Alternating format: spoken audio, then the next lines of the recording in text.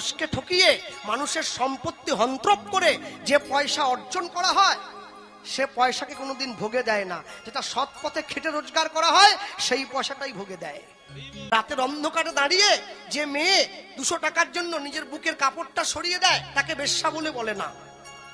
তাকে শুধু বেশ্যা বলে না, বেশ্যাকে অনেকগুলো টাকার বিনিময়ে যে 2 নম্বরই ফাইলে সই করে দেয় সেও একটা বেশ্যা। পরের সম্পত্তি হন্ত্রপ করে কেড়ে নেয় যে সেও একটা বেশ্যা। যে সমাজে কোনো ভালো কাজ হোক সে যেটা চায় না সেও একটা বেশ্যা। মনে রাখবেন, মানুষ হয়ে মানুষের ক্ষতি চাইলে ভগবান কোনোদিন আপনার ভালো চাইবে না, ভগবান আপনার ক্ষতি করবে। আর ঈশ্বর যদি আপনার ক্ষতি করে সে ক্ষতির হিসেবে আপনি মাপতে পারবেন না, ওটা মেনে নিতে হবে আপনাকে। যাওয়ার জায়গা কোথাও নেই। সব থেকে আশ্চর্য হয়েছিলাম আমি যখন প্রথম খবরের কাগজের পৃষ্ঠাটা উল্টেই দেখলাম যে একসঙ্গে 26,000 ছেলে মেয়ের চাকরি চলে গেছে। এটা দেখে মনটা বড় খারাপ হয়ে গেল। কেন জানেন? আজকে বলুন 26,000 পরিবার নিঃস্ব হয়ে গেছে, সমূলে নিঃস্ব হয়ে গেছে। কেন? ঘটি বাটি সম্পত্তি, জমি জমা, পুকুর, কালা বাস্তু যা আছে বিক্রি করে লক্ষ লক্ষ টাকা দিয়ে চাকরি কিনেছে, সেই চাকরি চলে গেছে। তাহলে যে ছেলেটা মনে ভেবেছিল আমি এই মাস্টারির পয়সাটুকু দিয়ে আমার বাকি জীবনটা আমি ডাল ভাত খেয়ে কাটিয়ে দেব, তার ভবিষ্যৎটা কি হবে? মানুষে হাসছে, হাততালি দিচ্ছে, বেশ হয়েছে, ভালো হয়েছে। তুমি তার দিকে একবার তাকিয়ে দেখলে না যার চাকরি চলে গেছে?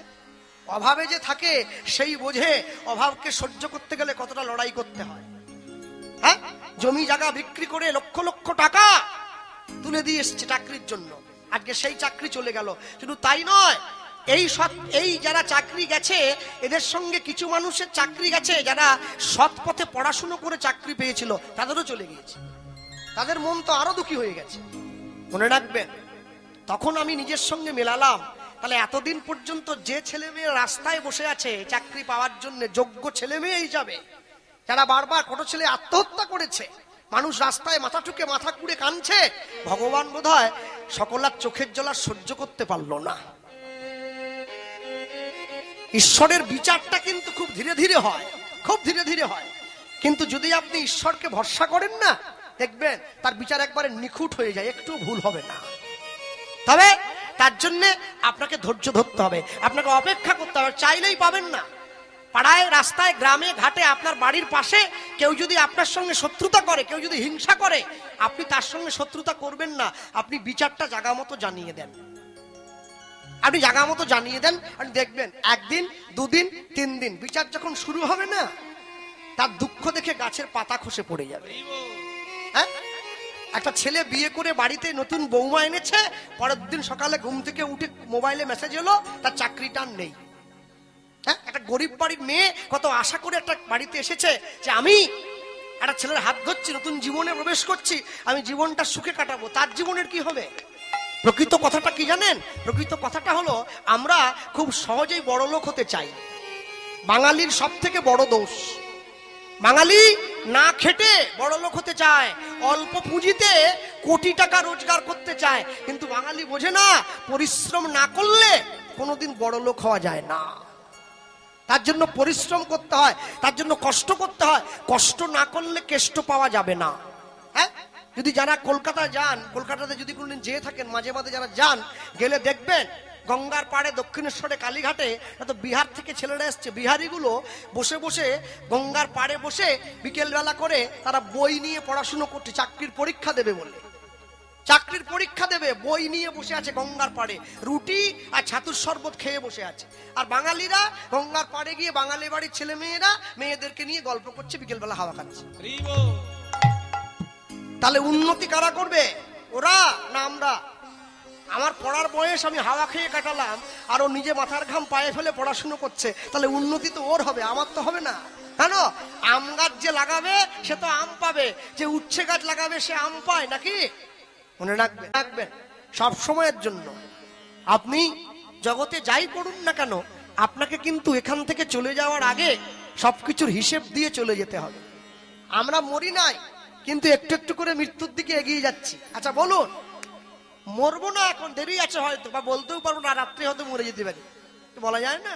কিন্তু আমার কথায় কেউ রাগ করবেন না, আমরা মরার আগেই একটা করে ডেথ সার্টিফিকেট কিনে নিয়েছি পয়সা দিয়ে। মরার পরে তো অঞ্চল থেকে দেয় হলুদ কাগজটা, পঞ্চায়েত সই করে দেয় যে অমুক লোক মারা গেছে, সার্টিফিকেট না হলে বাবার কোনো কাজ হবে না। কিন্তু আমি যে সংসারের বাবা যদি হব, যখন হব, আমি হওয়ার পরেই পয়সা দিয়ে একটা সার্টিফিকেট কিনেছি, ওকে ডেথ সার্টিফিকেট বলে। কোনটা জানেন? LIC পলিসির কথা বলছি। বেঁচে থাকলে 20 লাখ, মরে গেলে 40। বাড়ির লোক মনে করতেছে শালা বেঁচে থাকলে 20, মরে গেলে 40, যদি আগে মরে যায় তাহলে 40 লাখ। প্রত্যেক দিন আলমারির থেকে কাগজটা বাইর করে আমি ধুলা ঝেড়ে ধূপ টুপ দিয়ে আবার আলমারি ঢুকে যাচ্ছে। আহারে, মরণের কাগজ। বেঁচে থাকলে 20, মরে গেলে 40। হ্যাঁ, মানুষ এত সংসারকে ভালোবেসেছে, পয়সা দিয়ে নিজে মরণ কিনে সংসারের মুখে হাঁচি ফোটাচ্ছে। আজ পর্যন্ত সংসারকে কেউ সুখী করতে পারেনি। যে টোটো চালায়, টোটোওয়ালার বউ বলে তুমি আমার জন্য কি করলে? সত্যি সত্যি কি বা করবে? ও তো 300 টাকা রোজগার করে। আচ্ছা, ওর কথা বাদ দিলাম। যে স্কুল মাস্টারের চাকরি করে, মাসে বেতন পায় 70,000, ওর বউ পর্যন্ত ওকে বলে তুমি আমার জন্য কি করলে? যার বড় সোনার দোকান আছে, বউয়ের মাথা থেকে পা পর্যন্ত সোনায় মুড়ে দিয়েছে, তার স্ত্রী তাকে বলে তুমি আমার জন্য কি করলে? তাহলে আসলে করছেটা কে? কেউ করেন। সংসারের নিয়মই তাই। আপনি যতই দেন, সংসার কোনোদিন বলবে না আমার আর চাই না, হয়ে গেছে। সংসার বলে আরেকটু দিলে ভালো হতো, আরেকটু দিলে ভালো হতো, আরেকটু দিলে ভালো হতো। সংসারের মুখ আপনি কোনোদিন বন্ধ করতে পারবেন না। নদীর মুখ বন্ধ করা যায়, পুকুরের মুখ বন্ধ করা যায়, সংসারের মুখ বন্ধ করা যায় না। কেন জানেন? রাতের অন্ধকারে ফাঁকা মাঠে দাঁড়িয়ে মাইকের মাধ্যমে যা প্রচার করে গেলাম, খাঁটি কথা মনে রাখবেন। তাই জীবনে সংসারের জন্য সময় দেন, আমি না বলবো না, কিন্তু সময়টা যখন সংসারের জন্য দিচ্ছেন, একটু নিজেকেও মাঝে সময়টা দিন। তাহলে বুঝবেন কি করে? দুটো আপেল কিনে নিয়ে যাচ্ছেন একটা ছেলের জন্য, একটা মেয়ের জন্য। আপনি যদি নিজে বেঁচে থাকেন, সুস্থ থাকেন, তবে তো ছেলে মেয়েকে খাওয়াবেন। দুটো আপেল ছেলে মেয়েকে যখন খাওয়াচ্ছেন, একটা আপেল কিনে নিজে খান, তবে তো শরীরের উপকার হবে। যদি নিজেই সুস্থ না থাকেন, তাহলে সংসারকে দেবেন কি করে? সংসার কিন্তু আপনাকে বলবে না যে তুমি যে আমাদের দিলে তুমি নিজে একটু খাও, বলবে না। ও নেয়া মাত্র নিজে খেয়ে নেবে। সংসারের নীতিটাই তাই। হ্যাঁ, গত পরশুদিন একটা খবর দেখে মোবাইলে মনটা খুব বিষণ্ণ হয়ে গেল, খুব খারাপ লেগেছে নিজেকে, জানেন? সকালবেলা ঘুম থেকে উঠে, কীর্তন থেকে এসে শুয়েছি, সকালবেলা ঘুম থেকে উঠে মোবাইলটা খুললাম, তারপর যখন বাড়িতে খবরের কাগজটা এলো, দেখে আমার চোখে তো জল এসে গেছে। আমি ভাবছি যে প্রকৃতি কত নিষ্ঠুর হতে পারে। তারপরে নিজের সঙ্গে নিজে হিসাব করলাম। কোন খবরটা সকলেও জানেন, আপনারা, নতুন করে বলার কিছু নেই। কারণ চার্লি চ্যাপলিন বলেছিলেন, যদি জগতে আপনি কাউকে ভালোবাসতে পারেন, ভালোবাসা দিয়ে বনের পশুকে পর্যন্ত বশ বানিয়ে নেওয়া সম্ভব। তবে তার জন্য ভালোবাসাটা প্রয়োজন। যারা বাড়িতে পাখি পোষে, কুকুর পোষে, বেড়াল পোষে, আমি গ্রাম বাংলার কথা বলছি, আমাদের বাড়িতে খাঁচায় পাখি পোষা হয়। তা যে মালিক পাখিটাকে স্নান করায়, যে পাখিটাকে কাছে রাখে, যে পাখিটাকে খাওয়ায়, দেখবেন পাখিটা কিন্তু মালিকটাকে দেখলেই চিনতে পেরে যায়। আর যখনই তার বাবু তার সামনে আসে, ও ছুটে গিয়ে আঁচড় কামড় করে তার গায়ে উঠতে চায়। কিন্তু যখনই বাইরের লোক দেখে, তখনই কিন্তু ক্যাঁ ক্যাঁ করে তেড়ে কামড়ে আসতে চায়। তা পাখি তো ছোট কথা বললাম, দুবাই, আরব, ওসব দেশে তারা প্রচুর বিত্তবান বড় লোক আছে, আরব টারবের দিকে, তারা বাড়িতে সিংহ পোষে, বাঘ পোষে। বাঘকে পর্যন্ত বশ বানিয়ে নেয়, সিংহকে পর্যন্ত বশ বানিয়ে নেয়, তাদের গায়ে উঠে খেলা করে। তাহলে যে সিংহ জঙ্গলের রাজা, এত হিংস্র, তাকে পর্যন্ত বশ বানিয়ে নেওয়া হয়েছে শুধুমাত্র ভালোবাসা দিয়ে। আর আমি এমনই একটা মানুষ, আমি একবার 100 বার ডাকলে গ্রামের একটা লোক সাড়া পর্যন্ত দেয় না, আমার ডাকে সাড়া দেওয়াটা দূরের কথা। তাহলে বুঝতে হবে, আর কিছু হোক আর না হোক, আমি মানুষের মনে ভালোবাসা তৈরি করতে পারি নাই। দুভাবে মানুষকে আপন করা যায়, একটা ভালোবাসা দিয়ে, একটা ভয় দেখিয়ে। যদি ভয় দেখিয়ে কাউকে আপন করতে চান, সেটাকে আপন করা বলে না। ভয় দেখিয়ে যদি আপন করেন, তাহলে আপনি কার্যসিদ্ধি করার জন্য মানুষের কাছে গেছেন। হ্যাঁ, শুধুমাত্র ভয় দেখিয়ে, যে তুমি যদি আমার পাশে না থাকো, আমি কিন্তু তোমার ক্ষতি করে দেবো। তাহলে নিজের ক্ষতি হবে ভেবে কেউ আপনার পাশে গিয়ে দাঁড়িয়েছে, কে ভালোবাসা বলা হলো না। যারা কোর্টে যায়, আদালতে যায়, দেখবেন কোর্টে গেলে যেখানে বিচারক বসে, তার বর্তমান দিনে সব শিক্ষিত ছেলে মেয়েরা চারদিকে ঘুরে বেড়াচ্ছে। যারা এই ক্লাবের ছেলেরা আজকে আমাকে এনেছে, তারাও যুব সমাজ, তারাও শিক্ষিত, পড়াশুনো করেছে। কিন্তু একটা আশ্চর্য জিনিস লক্ষ্য করবেন, যখন ছেলেটা ছোট থাকে ওর মা ওকে কোলে নিয়ে দোল খাওয়ায়, আর যখন ছেলেটাকে দুপুরবেলা খেতে বসায় ও তো খেতে চায় না, খাওয়ার চোর। তা ছেলেটাকে বারবার ধরে ভয় দেখায়, খা এনে খা এনে খা। তা ছেলে যখন মুখ ফিরিয়ে নেয়, খাবো না খাবো না, ওর মা তাকে ভয় দেখায়, ওই দেখ না খেলে ওই দেখ বাঘ আসছে দেখ। বাঘ কিন্তু আসেনি, ওর মা ওকে মিথ্যে বলছে, ওর মা মিথ্যে বলে খাওয়াচ্ছে। তাহলে ছেলেটা একদিন দেখলো, দুদিন দেখলো, 3 দিনের দিন দেখছে মা তো রোজই বলে বাঘ আসছে, কিন্তু বাঘ তো এলো না। আজকে মা যখন বলছে দেখ বাঘ আসছে, ছেলে কিন্তু খাচ্ছে না, ছেলে বুঝে নিয়েছে বাঘ আসবে না। তাহলে ছেলেকে মিথ্যাটা মাই শিখিয়ে দিচ্ছে প্রথম, ওই দেখ বাঘ আসছে, বাঘ আসেনি কিন্তু বাঘ আসছে বলে মা বললো। তাহলে এই যে ছেলের মনে ছোট্ট করে মিথ্যার বীজটা আপনি পুঁতে দিলেন, এখান থেকে মিথ্যার জন্ম নিয়ে নেবে। আর মনে রাখবেন, বাড়িতে একটা ভালো গাছ লাগালে না, সেই গাছটা বড় করতে গেলে অনেক কষ্ট করতে হয়। কিন্তু যদি একটা আগাছা লাগিয়ে দেন, ওটাকে আপনি যত ছেটে দেন ও ঠিক এদিক দিয়ে ওদিক দিয়ে এদিক দিয়ে, ওর দরকার নেই, ও ঠিক বেড়ে যায়। ওটা ওর কাজই হচ্ছে ভালোগুলোকে নষ্ট করে দেবে। তাই সমাজে খারাপটা এমন ভাবে ছেয়ে আছে যে সমাজটাকে নষ্ট করে দেওয়ার জন্য খারাপগুলো সবসময় ভালোর ঘাড়ে চেপে বসে, সবসময় ভালোর ঘাড়ে চেপে বসে। ভালোগুলো শুধু ডালপালা ছেটে ওকে নামিয়ে দেয়, নামালে কি হবে, ও আবার তার ঘাড়ে গিয়ে চেপে বসে।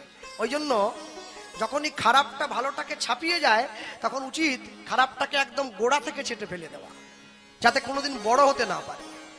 তাই জীবনে যদি কোনোদিন খারাপকে স্থান দিয়ে দেন না, খারাপটা যদি একবার আপনাকে প্রশ্রয় পেয়ে যায় আপনার কাছ থেকে, তাহলে কিন্তু ও আপনাকে ছাপিয়ে চলে যাবে। কেন বলুন? আশ্চর্যের বিষয় কি লক্ষ্য করবেন, আমি মন্দিরে গিয়ে হিন্দু দেখলাম, মসজিদে গিয়ে দেখি মুসলমান, আর গির্জায় গিয়ে খ্রিস্টান দেখি, কিন্তু হাসপাতালের বিছানায় গিয়ে দেখি সকলে সমান। কেন? আমি যখন শুয়ে আছি হাসপাতালের বিছানায়, আমার রক্তের গ্রুপ পাওয়া যাচ্ছে না খুঁজে, কে দেবে রক্ত? একটা মুসলিম এগিয়ে এসে বলছে আমি দিয়ে দেবো, আমার ওই রক্তের গ্রুপ আছে। তাহলে আমি যদি বলি না আমি মুসলমানের রক্ত নেব না, ডাক্তার বলবে আগে তো বাঁচো, আগে প্রাণে বাঁচো, তারপরে ভাগ করবে। মরেই যদি যাও তাহলে ভাগ করবে কি করে? আগে প্রাণটা বাঁচিয়ে নাও। হ্যাঁ, রক্ত কোনোদিন নীল, লাল, হলুদ, সবুজ, কালো এইসব রঙের হয় না, ভাগ তো আমরা করেছি। গীতা, কোরআন, বাইবেল যদি পাশাপাশি রেখে দেন, কোনো বই কারোর সঙ্গে মারপিট করবে না। কিন্তু গীতা, কোরআন, বাইবেল যারা পড়ে তারা একে অপরের মধ্যে খুব মারপিট করে, বলে আমারটা বড়, বলে আমারটা বড়, আমারটা বড়, আমারটা বড়। সকলে আমরা সমান, আপনারে লইয়ে বিব্রত রহিতে আসে নাই কেহ অবনী পরে, সকলের তরে সকলে আমরা, প্রত্যেকে আমরা পরের তরে। আমি নিজে ভালো থাকবো, আমি নিজে ভালো খাবো, আর নিজে ভালো ঘুমোবো, আর বাকি সবাই খালে যাক, এ চিন্তা করলে আমার ভালো থাকা বেশি দিন স্থায়ী হবে না। সবাইকে নিয়ে ভালো থাকতে হবে, দিবে আর নিবে, মিলাবে মিলিবে, যাবে না ফিরে এই ভারতের মহামানবের সাগর তীরে। ভারতবর্ষ এমন একটা দেশ, ভারতবর্ষ এমন একটা ভূখণ্ড, যেইখানে একসঙ্গে সকলে স্থান পেয়েছে, কারো জন্য কেউ কমও হয়নি, কারো জন্য কেউ বেশি হয়নি। কিন্তু আশ্চর্য কি দেখবেন, বড় দুঃখ লাগে মনে, আজকে যে ভারতবর্ষের একচ্ছত্র সম্রাট, সম্রাটকে অশোক, যার নামে ভারতবর্ষের পতাকার মাঝে অশোক চক্রের ছবিটা আছে, যে অশোক এত কিছু করেছে, শুধু তাই নয়, ভারতবর্ষের সেনাবাহিনীর সব থেকে শ্রেষ্ঠ সম্মান অশোক চক্র, যে অশোকের নামে দেয়া হয়। আজকে ভারতবাসী কেউ বলতে পারবে না অশোকের জন্মদিন কবে আর মৃত্যুদিন কবে, না পালন হয়, না উদযাপন হয়, না তার নামে কোনো পতাকা তোলা হয়, কিন্তু তার নামে দেশ চলছে। হ্যাঁ, অশোক চক্র হয়েছে, তার নামে পরমবীর চক্র দেয়া হয়, অশোক চক্র সম্মান দেয়া হয়। মনে রাখবেন, শুধু মুখে ভালোবাসি বললেই ভালোবাসা হয় না, ভালোটা অন্তর থেকে বাঁচতে হয়, তবে ভালোবাসা হয়। হ্যাঁ, কেন?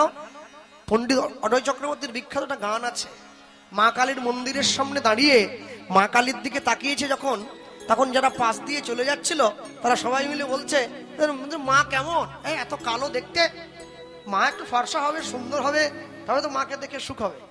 তো অজয় চক্রবর্তীর বিখ্যাত গান আছে, আমি ছোট্ট করে এক লাইন মনে করি শুধু আপনাদের দেবো। বিখ্যাত গান আছে, খুব বিখ্যাত গান। আমার চোখের মনি কালো বলে মাকে বলি কালী।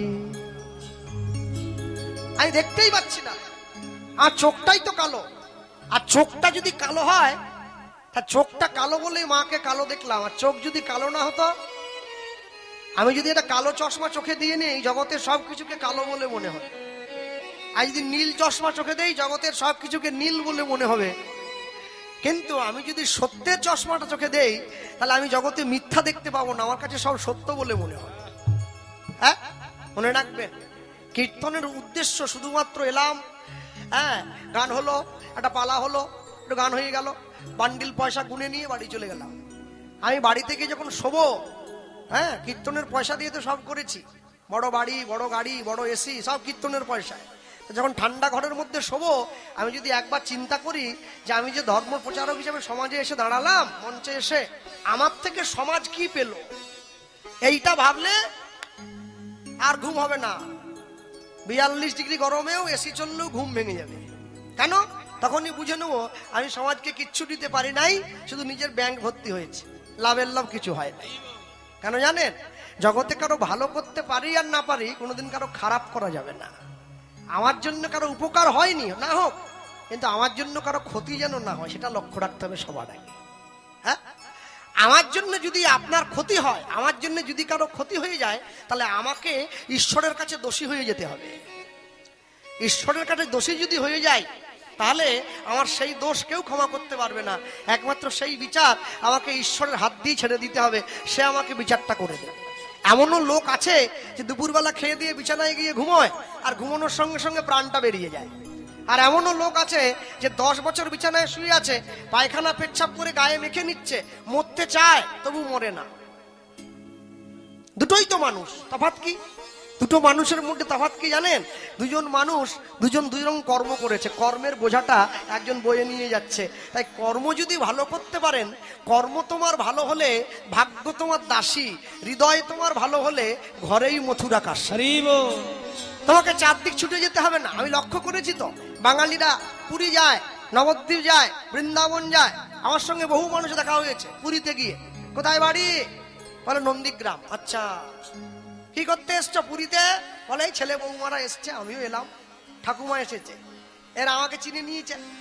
কে আবার? গোপালবাবু আপনি? আরে কেন আপনি আসতে পারেন, জগন্নাথ কি আমাকে না বলেছে নাকি যে আমি আসলে হবে নি? আমিও এসছি। পিছনে কি লুকোচ্ছ? বলে না, এটা আপনাকে বলা যাবে না। আরে দেখাও দেখাও, তোমার থেকে কেড়ে আমি খাবো না। অনেক করে বলার পর যখন দেখাইছে, কি খাচ্ছে? পুরীতে গিয়ে দুপুরবেলা জগন্নাথের প্রসাদ খেয়েছে, আর রাত্রিবেলা সমুদ্রের পাড়ে ঘুরে ঘুরে ক্যাঁকড়া ভাজা কিনে খাচ্ছে। পুরীতে গিয়ে যদি ক্যাঁকড়া ভাজাই কিনে খাবে, তুমি পুরী গেছো কি জন্য? হ্যাঁ, বাঙালির বোধ নেই? তীর্থস্থানে গিয়ে আমিষ খেতে নেই? তীর্থস্থানে গিয়ে আমিষ খেলে তীর্থস্থানের মহিমা নষ্ট হয়ে যায়। পুরী, নবদ্বীপ, বৃন্দাবন, পুরী হানিমুন করার জায়গা নয়, পুরী জগন্নাথ দেবের চরণ দর্শনের জায়গা। তুমি জায়গার যদি উল্টো ব্যাখ্যা করো, জায়গার যদি অন্য মানে করো, তুমি উল্টো ফল পাবে। কেন? পায়ের পাতা সামনের দিকে দেওয়া আছে সামনের দিকে চলার জন্য, পিছন দিকে চলতে গেলে যে কোনো মুহূর্তে হুমড়ি খেয়ে পড়ে যেতে হবে। প্রণমঃ কলিযুগ সর্বযুগ সার, হরিনাম সংকীর্তন যাহাতে প্রচার। বর্তমান কলিযুগে বাস করছি আমরা, কলিযুগের একটাও ভালো গুণ নেই।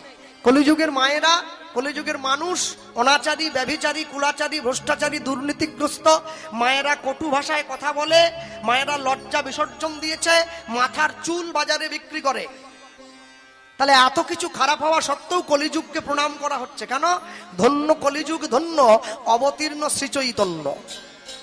এমন একটা মানুষ এসেছিল যে মানুষটা সবার দরজায় দরজায় গিয়েছে। আরে আজকে এপ্রিল মাসে দাঁড়িয়ে 2024 সালে, কদিন করে লোকসভা নির্বাচন, আজকে আমাদের ঘরে দুয়ারে সরকার। কেন? কার কি দরকার? কার সাইকেল দরকার, টাকা দরকার, কন্যাশ্রী দরকার, সব সরকার গিয়ে ঘরে ঘরে দিচ্ছে। আজকে 539 বছর পরে দুয়ারে সরকার, 539 বছর আগে দুয়ারে ভগবান। মানুষের ঘরের দরজায় ভগবান ছুটে চলে গিয়েছে। কলিযুগের মানুষ এত বড় ভাগ্যবান, আমাদের জন্য নাম করছেন স্বয়ং মহাপ্রভু। এতদিন পর্যন্ত আমরা দেখেছি যে রুগী ডাক্তারের দরজায় ছুটে গেছে, আর কলিযুগে দেখলাম ডাক্তার রুগীর দরজায় ছুটে এসেছে। মহাপ্রভু আমাদের ঘরের দরজায় ছুটে এলো, হরি নাম দিল। যে নাম না বলেনি তার হাতে ধরলো, তাও যে না বললো তার পায়ে ধরলো, তাও যে না বললো তাকে বুকে জড়িয়ে ধরলো। তাহলে এরপরে এত কিছু বলার পরেও যার ভক্তি না জন্মালো, বাঙালি বলে মোর এইটি হলো, হোক আর না হোক, তোমার হোক আর না হোক, আমি আমার পথে চলে যাই। বৈষ্ণব মহাজন পরবর্তী পংক্তিতে লিখছেন, দূরমতি অতি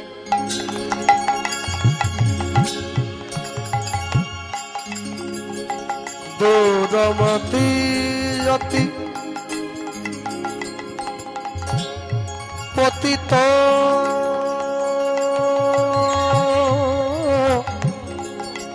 পতিত পতিত পাষণ্ডী ওই না দূরমতি অতি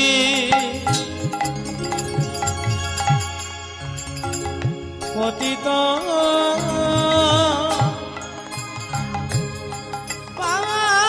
পাষণ্ডী নানা প্রাণে না নানা প্রাণে না প্রাণে না মারিল কারে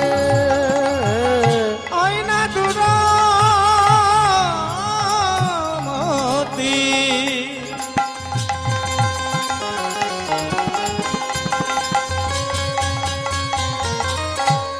পতিত পাষণ্ডী অগর প্রাণে না মারিল, প্রাণে না মারিল, প্রাণে না মারিল কারে হরি নাম দিয়া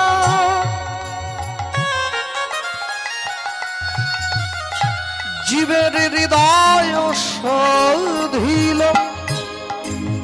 যাচে গিয়া সবার ঘরে ঘরে হরি নাম দিয়া জীবের হৃদয় দিল, যাচি গিয়া জীবের ঘরে ঘরে হরি নাম দিয়া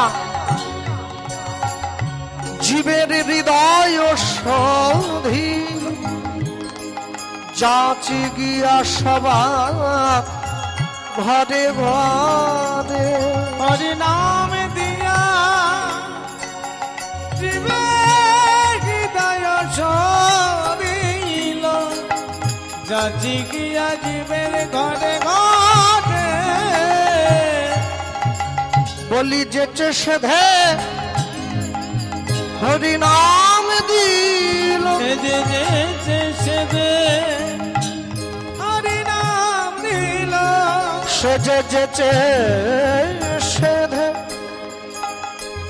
হরি নাম দিল, যেচে সেজে হরি নাম দিল, ও যে কাউকে বাকি রাখেনি সেদিন, সেজে যেচে সেজে হরি নাম দিল, ও যে না চাহিতে প্রেম বিলায় দিল, যেচে সেজে নাম দিল, ওই যে জাতের বিচার করেনি সেদিন, সেজে যেচে সেজে হরি নাম দিল, জীবের হাতে ধরিল আর পায়ে ধরিল, যেচে সেজে নাম দিল, বলি ব্রাহ্মণ চণ্ডাল না মানিল, যেচে সেজে নাম দিল, জীবের হাতে ধরে আর পায়ে ধরে যেচে সেজে নাম দিল, বলি হরি নামে হরি নামাইল, নিতাই গৌর প্রেমানন্দে হরি বল। হরি নামাইল, যেচে সেজে নাম দিল, যেচে সেজে হরি নাম দিল, হরি নাম দিয়া জীবের হৃদয় দিল, যাচি গিয়া জীবের ঘরে ঘরে মানুষের দরজায় মানুষের সাজে মানুষের বেশে ভগবান গিয়ে দাঁড়িয়েছে। যে ভগবানকে ভালোবাসে ভগবান তাকেও নাম দিয়েছে, যে ভগবানকে ভালোবাসে না ভগবান তাকেও নাম দিয়েছে। আশ্চর্যের বিষয় কি, যার পেটে খিদে ছিল সে খাবারের থালায় বসা মাত্র খেতে আরম্ভ করলো, আর যার পেটে খিদে নেই সে খাবারের থালায় বসে খাবারের 10 গুণ বাঁচতে আরম্ভ করলো। ডালে ঝাল বেশি, পটলে নুন কম। তাহলে যার কীর্তন শোনার ইচ্ছে ছিল সে 10 কিলোমিটার দূর থেকে সাইকেল চালিয়ে কীর্তন শুনতে এলো। আর যার ইচ্ছে ছিল না সে বাড়ির পাশে গিয়ে বসে টিভিতে হিন্দি গান চালিয়ে দিল। তাহলে সবার আগে মনে রাখবেন, এই যে মায়েরা বসে আছেন এখানে এতজন, বাড়িতে রান্না করেন আপনারা প্রত্যেক দিন। আচ্ছা বলতে পারেন, রান্নায় এমন একটা জিনিস আপনারা ব্যবহার করেন যে জিনিসটা কারোর সঙ্গে কেউ মেশে না, কিন্তু সে জিনিসটা রান্নায় না দিলে রান্নার স্বাদ হয় না। পারবেন বলতে কোন জিনিস? আগে তেজপাতা, তেজপাতা বুঝতে পারছেন তো? হ্যাঁ, তেজপাতা ছিঁড়ে দেন, রান্নায় তরকারি করেন, বাটিতে বাটিতে দেন, ও যেমন দিয়েছিলেন ও তেমনই থাকে, ও কিন্তু মিশবে না যতই নাড়ুন না কেন। যখন আপনি কড়ার মধ্যে তেজপাতাটা দিচ্ছিলেন, ওই তেজপাতাটা আপনাকে শিক্ষা দিয়েছিল। কি শিক্ষা জানেন? যে তুমি সংসারে সবার সঙ্গে থাকবে, কিন্তু কারোর সঙ্গে নিজেকে এতটা মিশাবে না যাতে তোমার নিজের ক্ষতি হয়ে যায়। তুমি সবার সঙ্গে মিশে থাকবে, কিন্তু জীবনে যেদিনকে তোমার ঈশ্বর চরণে যাওয়ার জন্য ডাক এসে যাবে, তুমি যেন সবাইকে ছেড়ে দিয়ে অনায়াসে তার চরণে যেতে পারো, তবেই তো তোমার জীবন সার্থক হবে। না কি করে হবে? হ্যাঁ, চাইলে চোর হওয়া যায়, চাইলে চিটিংবাজ হওয়া যায়, চাইলে ঠক জোচ্চর হওয়া যায়, কিন্তু চাইলেই সাধু হওয়া যায় না। তাহলে তো সবাই সাধু হয়ে যেত। সাধু হওয়া যদি এত সোজা হতো, তাহলে জগতের সবাই সাধু হয়ে যেত। দেশের চোর বেড়ে গেছে, সাধু কমে গেছে। কেন? মনে রাখবেন, ভক্ত হওয়া বড় শক্ত। পণ্ডিত রয়েছে বসে, গাছের ফল গাছে রয়েছে, বৃন্ত পড়েছে খসে। মানুষের চাওয়া অনেক, লটারির টিকিট কাটছে সবাই, সবাই মনে মনে ভাবছে আমার যদি 1 কোটি লেগে যায়, আমার যদি 1 কোটি লেগে যায়, আমার যদি 1 কোটি লেগে যায়। কিন্তু কাটবে সবাই, টাকা পাবে একজনা। কেন? যে রেখেছে সে পাবে, সবাই পাবে নাকি? তার টাকাই সুদে বাড়ে, যার টাকা ব্যাংকে আছে। যার 500 টাকা পড়ে আছে তার আবার সুদ কিসে? হ্যাঁ, তাহলে আগে সবার আগে চিন্তা করো তুমি টাকা রেখেছো কতটা। যদি না রাখতে পারো, তুমি কি করে টাকাটা সুদে বাড়াবে? বৈষ্ণব মহাজন সবার শেষে গিয়ে লিখতে গিয়ে লিখেছেন, এতিন ভুবন আনন্দে ভরিল, উঠিল মঙ্গল সোর নিতাই গৌর প্রেমানন্দে হরিবল। আনন্দে ভরিল, উঠিল মঙ্গল সোর। এতিন ভুবন আনন্দে ভরিল, উঠিল মঙ্গল সোর। এতিন ভুবন আনন্দে ভরিল, উঠিল মঙ্গল সোর। কহে প্রেমানন্দে এমন গৌরাঙ্গে রতিনা জন্মিল মোর। কহে প্রেমানন্দে এমন গৌরাঙ্গে রতিনা জন্মিল মোর। কহে প্রেমানন্দে এমন গৌরাঙ্গে রতিনা জন্মিল মোর। কহে প্রেমানন্দে এমন গৌরাঙ্গে রতিনা জন্মিল মোর। বলি আমার ভাগ্যে হলো না গো, আমার ভাগ্যে হলো না গো, আমার ভাগ্যে হলো না গো, আমার ভাগ্যে হলো না গো। সবাই তোমার নাম নিল, আমার ভাগ্যে হলো না গো। বলি সবাই তোমার নাম নিল, দেখো আমি পতিত পড়ে রইলাম নিতাই গৌর হরি হরি বল। আমি পতিত পড়ে রই, আমার ভাগ্যে হলো না গো, আমার ভাগ্যে হলো না গো। কহে প্রেমানন্দে এমন গৌরাঙ্গ রতিনা জন্মিল মোর। কহে প্রেমানন্দে এমন গৌরাঙ্গ রতিনা জন্মিল মোর। এতিন ভুবন আনন্দে ভরিল, উঠিল মঙ্গল সোর। মঙ্গল সোর। কহে প্রেমানন্দে এমন গৌরাঙ্গে এমন গৌরাঙ্গে রতিনা জন্মিল মোর। পাল রতিনা, রতিনা জন্মিল মোর। চল, ছোট্ট করে গৌরচন্দ্রিকা শুনে নিলাম। লীলা মাধুর্যের মধ্যে প্রবেশ করো। বলতে গিয়ে যা বলবো, এই জায়গায় সবার আগে যেখান থেকে আমরা এসছি, আমাদের বাড়ি হচ্ছে পশ্চিম মেদিনীপুর, এটা আপনাদের পূর্ব মেদিনীপুর। হ্যাঁ, পশ্চিম মেদিনীপুর একদম দেবরা থানা আমাদের বাড়ি, আর এটা আপনাদের পূর্ব মেদিনীপুর। সবার আগে বলতে গিয়ে বলবো, আমাদের মেদিনীপুর জেলাটা শেষ হয়ে গেলে একটা জেলা পড়ে, যে জেলাটার নাম হচ্ছে বাঁকুড়া জেলা। এই যে বাঁকুড়া জেলা যে পড়ে, এই বাঁকুড়াতে একটা বিখ্যাত গ্রাম আছে, যে গ্রামটার নাম হচ্ছে বিষ্ণুপুর। খড়গপুর থেকে ট্রেন যাচ্ছে, বিষ্ণুপুর প্ল্যাটফর্ম আছে। আর যখন ওই বিষ্ণুপুর প্ল্যাটফর্মে আপনি নামবেন, স্টেশনে নামবেন, নামার পর যদি টোটোওয়ালাকে 20 টাকা দেন, ও আপনাকে বিষ্ণুপুর গ্রামে নিয়ে যাবে। আর যখনই আপনি বিষ্ণুপুর গ্রামে ঢুকবেন, গ্রামের মাটিতে ঢোকার সময় দেখবেন রাস্তার উপরে বড় করে একটা সাইনবোর্ড দেওয়া আছে, যে সাইনবোর্ডের উপরে সুন্দর করে লেখা আছে, আপনি ঐতিহাসিক বিষ্ণুপুরে প্রবেশ করছেন। কেন ঐতিহাসিক? যখনই প্রবেশ করবেন না গ্রামের মধ্যে, ঢুকেই দেখবেন রাস্তার দুদিকে গ্রামের মা বোনেরা সব বসে আছে। তারা কি বিক্রি করছে? পোড়ামাটির জিনিস। বাঁকুড়া বিষ্ণুপুরের পোড়ামাটির জিনিস জগৎ বিখ্যাত। মাটির পুতুল, মাটির কড়া, মাটির খুঁড়ি, মাটির হাঁড়ি, মাটির খুন্তি, সব। এমনকি যে শাঁখ বাজায় মায়েরা সন্ধ্যেবেলা করে, পোড়ামাটির শাঁখ পর্যন্ত বাঁকুড়া বিষ্ণুপুরে পাওয়া যায়। সে শাঁখটা আবার বাজে, হ্যাঁ। তবে এমনি শাঁখের মতো এত সুন্দর শব্দ হয় না, একটু কর্কশ শব্দ হয়, কিন্তু বাজে। আর এই বিষ্ণুপুরে আর একটা বিখ্যাত জিনিস আছে, এই জিনিসটার নাম হচ্ছে, মানে বিষ্ণুপুরে এক ভগবানের বিগ্রহ আছে, তাকে বলা হয় মদন মোহন। কৃষ্ণ হচ্ছে নীল রঙের, আর মদন মোহন হচ্ছে কুচকুচে কালো রঙের। আশ্চর্য কি জানেন? দেখবেন এই যে মন্দিরটা পেরিয়ে এলাম, এই মন্দিরে প্রণাম করার সময় দেখছিলাম সন্তোষী মায়ের মন্দির, তা মন্দিরে তো মা বসে আছে, কিন্তু যারা গ্রামের মানুষ আপনারা মন্দিরটা বানিয়েছেন, দেখবেন 2 বছর হোক 3 বছর হোক, এই মন্দিরে যে মা থাকে, নতুন করে রং করতে হয়, সাজাতে হয়, নতুন প্রতিমা তুলতে হয়, কাপড় পরাতে হয়, ময়লা হয়ে যায় তো একইভাবে বসে থাকে। আশ্চর্য হলো, বাঁকুড়া বিষ্ণুপুরে যে মদন মোহন বসে আছে সিংহাসনের ওপরে, 480 বছর বয়স হয়ে গেছে ঠাকুরটার। 480 বছর ধরে একই আসনে একইভাবে বসে আছে। কোনোদিন তাকে স্নানও করানো হয়নি, রং করাও হয়নি, আসন থেকে নামানো হয়নি, নতুন করে সাজানো হয়নি। যদি আপনি কালকে সকালে গিয়ে দেখেন, দেখলে বুঝতে পারবেন না এত বয়স হয়ে গেছে। দেখে ভাববেন এইমাত্র বাজার থেকেও কিনে এনে বসিয়ে দিয়েছে। এটাই হচ্ছে তার মহিমা। হ্যাঁ, আশ্চর্য কি? মনে রাখবেন, ভগবান সকলের অন্তরে নাই। রামকৃষ্ণ পরমহংসদেব বলেছিলেন, ঈশ্বর সবার মধ্যে আছেন, কিন্তু ঈশ্বরের মধ্যে সকলে নাই।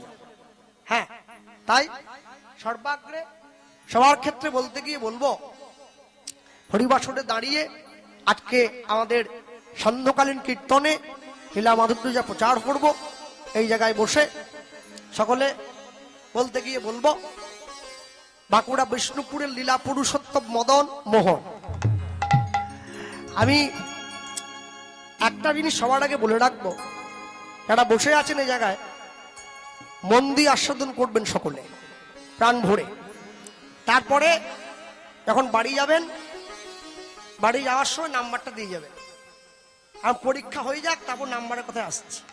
হ্যাঁ, আসতে সবার আগে বলতে গিয়ে বলি, আজ থেকে প্রায় 450 বছরের বেশি পূর্বে বাঁকুড়া বিষ্ণুপুরে একজন ক্ষত্রিয় বাড়ির ব্রাহ্মণ বাস করত। যে ব্রাহ্মণের নাম ছিল সনাতন দাস। ব্রাহ্মণ কি করত? ব্রাহ্মণ যুদ্ধ করতে যেত, সৈনিক ছিল, দেশের হয়ে যুদ্ধ করতে যেত। আর এই যুদ্ধ করতে গিয়ে, কর্ণাটকে যুদ্ধ করতে গিয়ে এক ক্ষত্রিয় বাড়ির মেয়েকে পছন্দ করে বিয়ে করে নিজের সংসারে এনেছিল। যে মেয়েটার নাম ছিল শিলাবতী। স্বামী স্ত্রী দুজনের সংসার, আর এই সংসারে তাদের একটা মাত্র অবলম্বন ছিল। অবলম্বনটা কে জানেন? অন্য কেউ নয়, স্বামী স্ত্রী দুজনের সংসারের মধ্যে তাদের রাধা গোবিন্দের দুটো একটা বিগ্রহ ছিল। সেই বিগ্রহকে তারা সেবা দিত, ভগবানকে ভালোবাসত, আপন করে নিত। বৈষ্ণব মহাজন লিখতে গিয়ে প্রথমে লিখেছেন, বিষ্ণুপুরে বিষ্ণুপুরে ছিল এক ছিল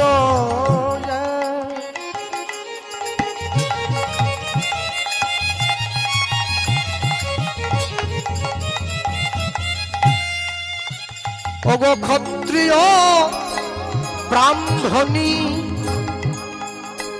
দেবদ্বিজে ভক্তি সদাই ভক্ত শিরোমণি বিষ্ণুপুরে ছিল